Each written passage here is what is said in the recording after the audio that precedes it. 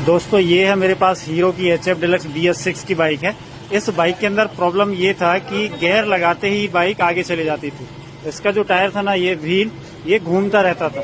तो हमने इससे प्रॉब्लम सॉल्व करने के लिए इसका क्लच चैम्बर ओपन किया और चेक किया कि कहीं कोई इसका लिफ्टर का बेरिंग टूटा तो नहीं है या फिर इनपुट शाफ्ट का बेरिंग टूटा तो नहीं है। तो हमने जब चेक किया इसे, तो कस्टमर यहाँ पे क्या इसका प्रॉब्लम मिला मालूम है, यहाँ पे कस्टमर ने ये MK कंपनी का हब और सेंटर डलवाए हुए थे ये, तो इसके वजह से इस बाइक के अंदर प्रॉब्लम था।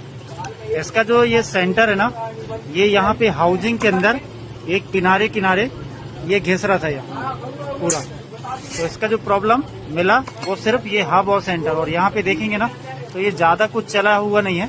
अब समझ लो ये चला होगा 200-300 किलोमीटर ही ये चला होगा डालने के बाद, है ना। तो ये था इसका प्रॉब्लम।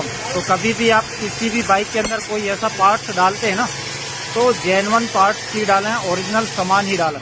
मैंने क्या किया, अभी हीरो का ओरिजिनल यहाँ पे लिया, हब और सेंटर, खाली हब सेंटर, क्लच प्लेट इसका सही था।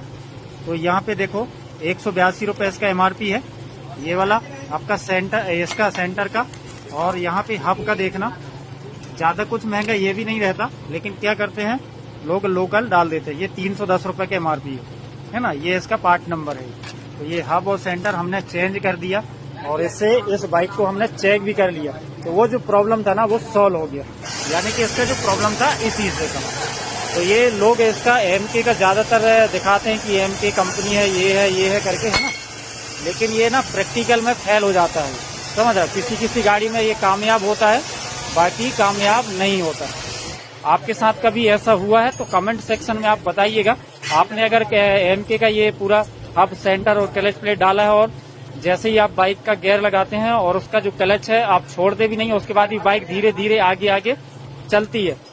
तो ऐसा प्रॉब्लम अगर आपने फेस किया तो कमेंट सेक्शन में एक बार जरूर बताएं, है ना।